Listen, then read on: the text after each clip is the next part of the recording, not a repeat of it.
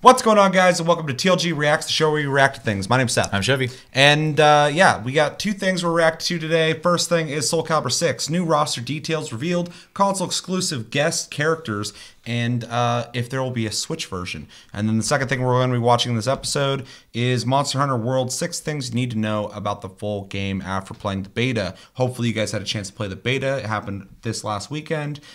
We did again, and go back and check that out. So yeah, let's jump into it. Anticipation for Soul Calibur 6. Pretty high. It's been a while since we had one, and I am looking forward to an updated version, really. So. Yeah, no, it's been a while for sure. I know we have some fans of Soul Calibur in the community, and I am a huge fan of Soul Calibur. It's my favorite fighting game series of all time, so very excited for this. I have some things I'm concerned about, though, so hopefully this will alleviate some of that. Also worth noting, too, this video is from a guy named Dynasty, so go check him out if you like his content. Hey, what's going on, guys? My name's Dynasty. What I got for y'all today again is another Soul Calibur 6 video. We got a ton, and I mean a ton, of brand new Soul Calibur 6 information based from interviews. Brand new gameplay demo actually got released yesterday. Looks a lot cleaner than the first video we watched. Oh yeah, way cleaner. They released a 10-minute video of a fight between us two. So this is probably from that.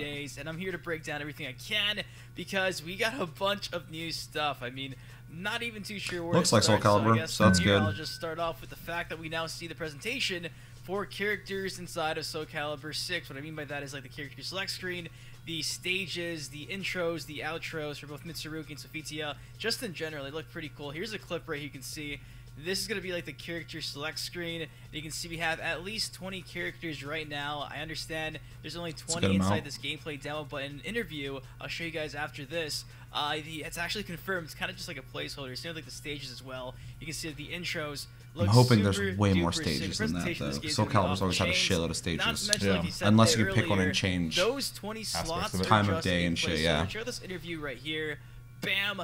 The number of playable characters, and from there it says parentheses, the count of empty slots around Mitsurugi and Sophitia was not representative according to Bandai Namco, and it says there, the possibilities of creating / customizing characters, the unfolding a story mode, or the online game options remain under construction until further notice. So at the very least, you're going to have 20 characters inside of Soul Calibur, which really shouldn't be much of a surprise because every Soul Calibur game that's quite a bit, has had but more than 20 characters on the roster. Soul Calibur. But yes, it's confirmed at least 20 characters in 12 stages. Not to mention, there's also some expectations of what characters we're going to see because it was confirmed in one of these more recent gameplay demos that got released yesterday. Kilik. Bring Kilik back. The majority of the roster inside of Soul Calibur 6 comes from the very first Soul Calibur game, and also from Soul Calibur 2 and Soul Calibur 3. Mainly Soul Calibur 1, but a few other additions from, of course, 2 and 3. I mean, this game is being called a reboot, so, I mean, it only makes sense for the first 3 games, you know, rosters to be relevant in this game because, like I mentioned, it's a reboot in some sort of way. But, yeah, I guess I'm sorry for those who were just now getting into Soul Calibur and the franchise, and you might like some of the newer characters because this game's going to be solely focused on, like, the OG characters from the franchise. I really can't complain too much. Most of my favorites were introduced in Soul Calibur 1 and 2, so I'm honestly pretty stoked to hear that.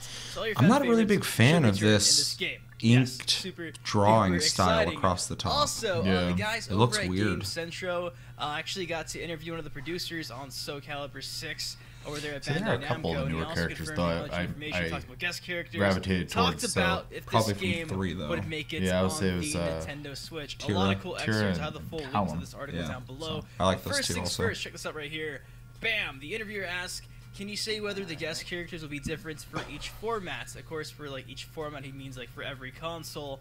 Kind of similar to what we saw in Soul Calibur 2, how, you know, you had Spawn on the Xbox, you had Heihachi on PlayStation 2, you had Link for the GameCube. Of course, there he says in English, sorry, I can't say that. From there, he also says, is there any chance of a Switch version so we can have Link again? And of course, like I mentioned, Link was the guest character in Soul Calibur 2 for the GameCube. I'd like to see someone else, though, if they did. The producer's response was, Soul Calibur 6 development started more than 3 years ago, and nobody knew anything about the Switch back then. So, as a matter of fact, we are not working on Switch as of now. But of course, personally, I'm interested in the platform, so if the Unreal Engine can adapt to Switch and evolve itself, then maybe the possibility will be more. So as of right If there's now, an this game engine is that going can to run be on the Switch, Xbox though, One, Unreal will be able to do PS4, it. and Yeah. PC, Unreal's and so not modular, on the it's Nintendo insane. Switch. I mean, you can put it However, on phones, that is subject so... to change in the future, kind of similar to the game's roster right now. Things are not entirely finalized. Maybe once all the DLC gets released for this game, they'll have like a Game That of the was Year cool edition looking. ported Mhm. over on the Switch. That would be really cool in my opinion. That'll probably come out like 6 to 8 months after the game I to can't actually wait to play launch. this So, I game. mean, hey, that's always a possibility. We see other fighters do that, so why not this one, right? Of course, from there, the interview actually goes in this direction, talking about some more guest character action. Bam! The interviewer says the guest characters are also a major selling point, but it did seem as if they'd begun to overshadow the series. And of course, the producer says, I do understand that the guest character's presence is quite big in the previous Soul Caliburs. In that sense, I'm hoping to be able to introduce guest characters in this game and to be able to surprise everyone, but I cannot say any more. So again, it's confirmed. We've actually had some there's pretty going to be interesting guest speculation on the characters in this channel game. on I'm who sure these as we would get be. closer to Yeah, I the saw launch, that. we There's a might see some more shitload of teases, people and you could honestly, put in I'm these really games stoked now. to see what characters we can expect. Spawn was such a Moving on, weird though, pick, to though. the rest of the interview, the interviewer says this, bam, I know you can't talk about other characters in the game, but the design and attire of a character like Ivy, whether she's in the new one or not, are a lot more problematic today than they were in the series began.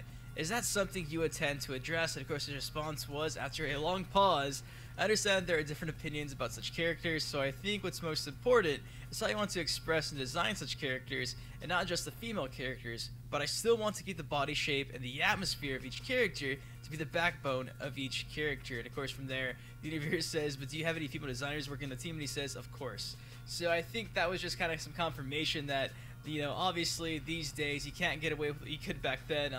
Mortal Kombat 9 being released today would not fly for obvious jiggle reasons. I mean, that's the reason why Mortal Kombat X had a lot more of a serious tone. Injustice 2 saw a bunch of censoring with the gear system. Of course, I covered that in a video. If you missed that video, link down below. A lot of attire got changed because it was too risque. And of course, Ivy is practically wearing just like a bodysuit that's like an inch wide, and it's not even clothing, really, is it? Yeah, but so I guess it's cool Voldo to see the is guys also over at dressed Bandai pretty Namco are crazy. like, we understand that things are Astaroth gotta be a is lot also more, dressed PC, politically pretty correct. scantily clad. And but they're not gonna completely just shy away from that. She's still gonna be Ivy. fucking A lot of these characters, I mean, Miss they're gonna Ree's have to not be adjusted. wearing a but, I fucking mean, for shirt the there most pretty part, much, so, they're gonna yeah. feel true to themselves. That's pretty cool. I just want to throw that in there in this video because I thought it was so cool to see Bandai Namco stand behind their design. Like, you know what? Yeah, I would hate to Things see change, them but each change character will still visual be styles of themselves. I thought that was characters cool. because of Had to throw it in there. But anyways, this interview is a pretty a social damn good change read, so that's the full happening, article down below. Of course, if you guys which want to might see be the full temporary. gameplay demo, I'll have a link to that below as well. Like I mentioned, there's a bunch of new gameplay going out. A lot of just Soul Calibur news daily. And Soul it Calibur seems. fans are going I to buy love this making game these videos. regardless. The Hopefully you people guys who want, aren't going to play this game are watching going to be them. the ones If that you did, bitching please about drop a it. like on, of course. Please subscribe to some more, Soul Calibur 6 and Injustice 2 I like content. to play visually And about until next characters time, is guys, take care, stay Ivy safe. Cannot wait to see keeps what getting guest further and further down the characters line of translate this having game, spinal probably the problems Switch when she gets version, older. honestly. Right. So, which I just think is Bring up the ridiculous and gameplay. like it takes me out of the See you guys fucking later. game. Sure, and I agree with that. There's a difference between like making someone how do I word this?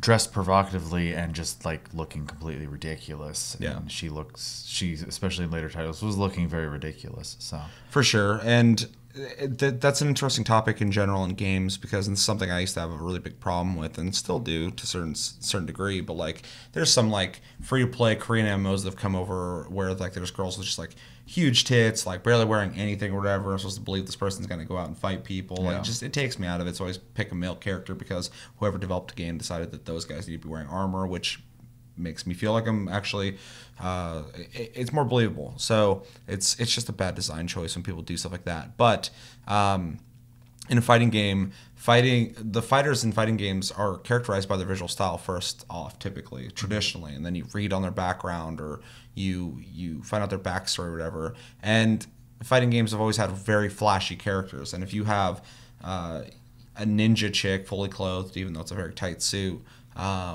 and other people like that, and then you have people who are more scantily clad, that might go with their character. You know, you can question whether or not the developers had certain ideas when they did it, but like, I don't think it's that big a deal just because it's all for visual style. And Soul Calibur, like I said before, is very good, and not even because they were trying to be PC back in the day. Their style visually is male and female when it comes to like how scantily clad certain characters. It's pretty equal. Yeah, I mean they're pretty bold. Like Voldo fucking looks like a BDSM dude who's being tortured or whatever. He's wearing a thong. So I mean, like, Soul Calibur's not the right game that you can attack on that kind of thing. Yeah, because they've always Astroth has a suit where he's wearing a fucking speedo. Yeah, that's it. Well, I was gonna say, even going to Korean free-to-play games, I guess a good example would be like Blade and Soul, where you can customize both sexes to whatever proportions you really want. Even their clothing store, like, you want a dude who looks like mostly naked, you can. You want a girl who looks mostly naked, you can. And that's like a big American thing too, is like we're afraid of sexuality, and sexuality is fucking fine, it's normal. So like if somebody wants to dress a character in a mature game, a mature way or whatever, like, who gives a fuck? It's not a big deal. It's when the developer uses it in ways that's really just like shitty and like fucking. Well, yeah, and like the example you gave, if all the men are completely clothed and all the women aren't, then yeah, it's weird. There's a message they're sending there versus like if they're giving you the options. Like even I'll use Ion even as an example. I played a female character in that, and all my armor was full sets. They did a really good job of like you were wearing armor, actual pieces of armor, metal, steel. They were given feminine accents and stuff like that, which I know people will complain about that as well. But it's fine though, because like, and I don't want to fucking get into like a gender role discussion at all on this channel, but fucking, people depending on who they are want to look good in certain ways. So like, you are gonna fucking have specific people maybe want to design their armor and clothing to like accentuate features of them, just like a dude might want more masculine armor, whatever. It's just when it's absolutely fucking designed to showcase someone's ass, the skirt's so short that their ass is hanging out, that takes me out of it, because I'm like, this person who's apparently in a fantasy world is going to go fight trolls and shit, demons, apparently doesn't care about getting their ass chopped off. So it's like, it's ridiculous. And at that point, you got to look at the designer of the game and go like, that's lame. Like, it's just fucking stupid. That's all it comes down to, really. And then people can vote with their money if they want to play that game or not, which people still play those games regardless. So so yeah, that was kind of a long talk on that. But I mean, like, Soul Calibur, I would hate them to make Ivy a completely different character now.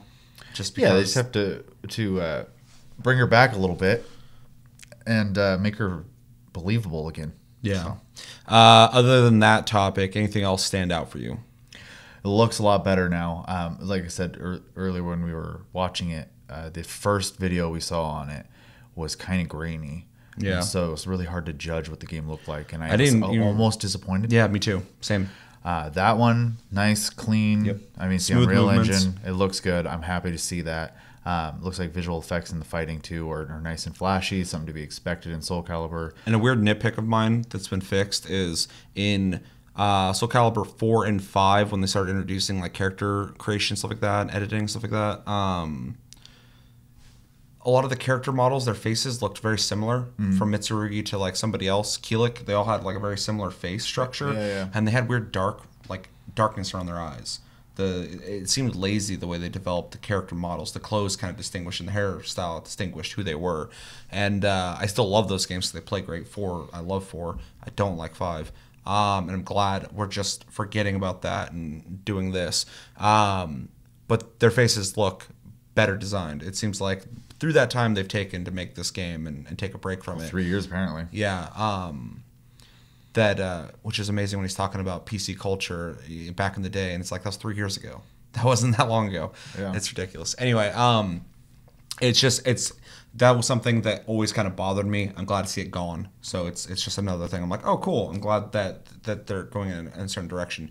One of my biggest concerns, though, unless you had something else to say, you were kind of throwing some stuff out there. No, I just the one thing I had noticed too was when people hit the ground and the ground breaks, it always kind of did like an effect before, but I don't remember the ground taking damage, and in that the ground actually had like permanent damage done to it, which was really cool to see. That was really neat. I noticed that as well. There's one part where Sophidia hit the ground and the ground cracked and then broke, and the pieces that flew out like were still there while they're fighting. Even one person slid and there was a line in the bricks. Yeah, which would be really cool for swords and shit, because when you're swinging, you're gonna see the marks and stuff like that. Yeah. We really need to see that in like armor as well.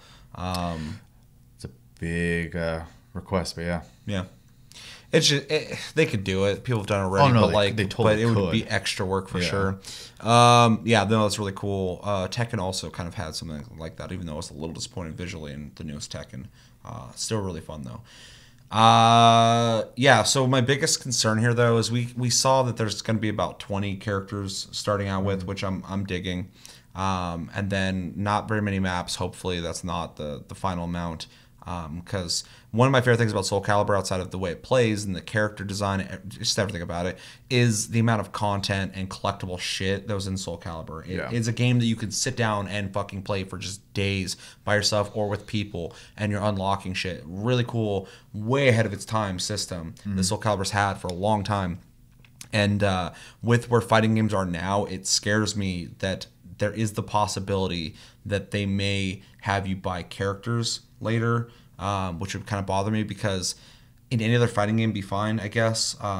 But Soul Calibur, you always unlocked characters. That was exciting. Yeah. To get Lizard Man or get fucking the owl guy who's fucking Aomi, I forgot his fucking name. Okladan, I think his name is.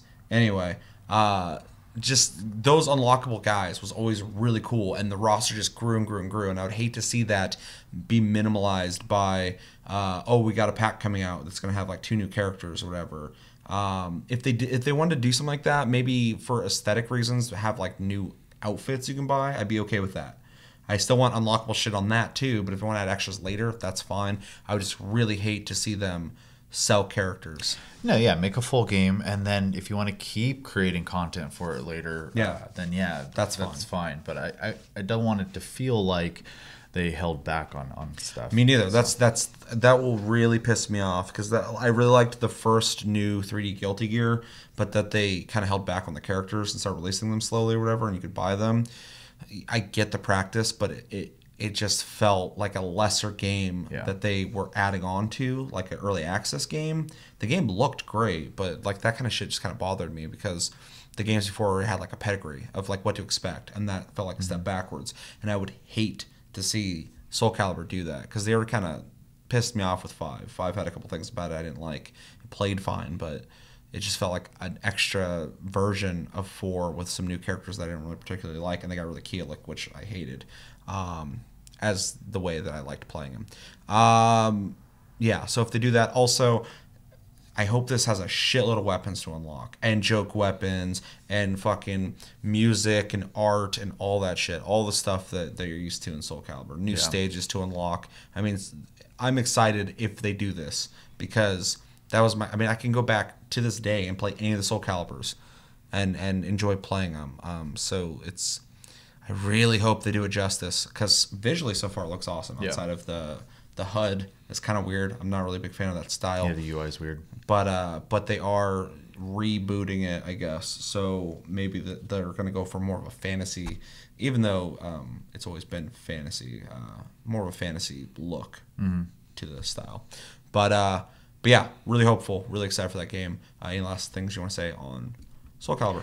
I mean, really, the only thing, like you said, content-wise, kind of makes Soul Calibur. It's the same thing that kind of makes Mortal Kombat, alongside Mortal Kombat having like an actual fleshed-out story now, which is awesome. I'd love to see more fighting games do that. I'd love to see this do it, but I don't expect it. Yeah, but it's hard to want to spend $60 on a fighting game unless you're just like really into them, or there's enough content there for you to get your money's worth. And I think in the case of like Mortal Kombat and older Soul Calibur games, you were getting that, because you were getting the stuff to unlock, the customization stuff as well, the different game modes, blah blah blah. One complaint I have, and I love Guilty Gear to death, but that I have a Guilty Gear, is it kind of went bare bones during the reboot, which is fine as long as they keep improving it.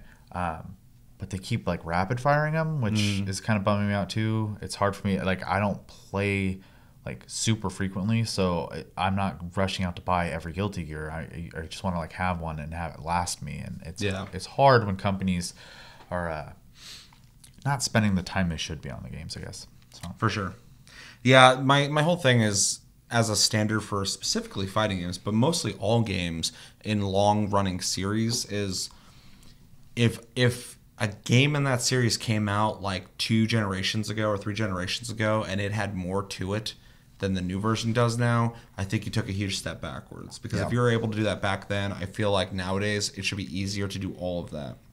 You already know the lessons. You've learned those lessons. You have the technology to develop things easier, more efficiently, and you should just be able to, at least at a set standard, have what you had before, and hopefully more than that. But if you don't have as much as you had before prior iterations of the game, it's such a step back, and it's really disappointing. So it always kind of bums me out when I see that. Luckily, a lot of people don't do it, but it does happen, and I'm like, fuck. So Yep. yeah. Next video is also let me know in the comments what you think about Soul Calibur 6 and all the concerns, and are you hoping for it on Switch? I am. I think I would love to see it. Yeah. Like the old days. 3 consoles, 3 exclusive characters, or maybe even add more, which would be great. But yeah, they also made a good point on not overshadowing the rest of the game, because it did kind of feel like that after a while. Yeah, so Monster Hunter World, 6 things you need to know about the full game after playing the beta. This is through our dude, RX Gaming. And yeah, let's watch it. Yo, what's going on guys? Arax here, welcome back to another Monster Hunter World video, and today I wanted to answer some questions, but more specifically I want to talk about the differences between the beta and the full game. If you're a veteran of the series, you are no doubt familiar with the differences between the beta version and the full game. However, for those of you that are new to the series, I've seen quite a few questions with regards to how certain things will play out in the full game, whether other aspects will be present in their current form, examples being things like the 20-minute quest timer, number of lives, the ability to explore more freely, etc. So, in an attempt to clarify any confusions you may have, here are 6 things you need to know about the full game after playing the Monster Hunter World beta. If you do enjoy this, then a like would be super appreciated, and be sure to comment down below and let me know if you guys have any additional Oh, the puppy's all tangled. Covered in this video. Now, You're gonna blow kicking him things up. off in at number 1, the quest timer. In the beta, you have 20 minutes to complete any of the 3 given quests: Great Jagras, Baroth, and Anjanath. Defeating the monsters will of course complete the quest, but within that 20-minute time limit, you can use your time how you please. Now, if you're familiar with the game and you are going after the target monster, then that's more than enough time. But if you're starting out, getting used to the controls, learning the map, understanding the systems, and pursuing a fleeing monster, understandably, you might feel a little rushed. Well, fear not. In the full game, your default quest timer is 50 minutes. That is 50. Whether it's a kill quest or a capture quest, your default timer is 50 minutes, which gives you Much more than better. enough time to do what you need to do. It is worth noting, based on previous entries in the series, there are occasionally special quests that have a 30-minute timer, examples typically being when you fight those giant monsters in bespoke arenas. I haven't had the opportunity to do the Zord Magdaros fight, but I would be willing to bet that would fall into that bracket, a 30-minute quest. The reason for that is that those quests typically play out a little slower, since you're often following and attacking this huge monster that slowly moves through the stage, and quest completion can either come from defeating the monster or dealing enough damage to repel it. So in certain situations your timer is a little different, but for I'd say 95% of the game, 50 minutes is what you'll be working with. Moving on from there to number 2, how many lives will I have? In the beta you have 9 lives, meaning you can cart 8 times, and if you cart a 9th time, or you die a 9th time, 9? that I thought it is was less. failed. It's very We important must to have got our understand ass that this kicked is one a round. generous limit specifically for the beta. In the full game, you have 3 lives per quest, meaning you can cart twice, and if you cart a 3rd time, you will fail your quest. So by default, your quest will last 50 minutes, and you will have 3 lives. Those are shared across your team, assuming you're playing in multiplayer, so collectively, as a team, only 2 people can die. Anything after that, and you'll be heading back home with your hands empty. Next up in at number 3, the freedom to explore. Quite a few of you have asked, following the beta, whether there will be a mode or a means to explore the map, free of any sort of time limit, so you can learn the lay of the land, gather materials, hunt whatever you please. And the answer is yes. It's called Expedition Mode. Yeah, in okay. beta, when you complete the that's in quest, all you're the other given the games option too, to either so. stay in your team or search for a new party. Again, assuming that you're playing in multiplayer. However, in the full game, that menu is different. Ugh. This is what you will normally see. You either have the option to return to the base camp within the map you are currently in, or you'll have the option to return to the town, Astera. Return to the town is the same as ending the quest. You go back, you stock up, craft some gear, do whatever you want to do, and you then go out again. Meanwhile, opting to return to the camp will instead leave you in the map you are in.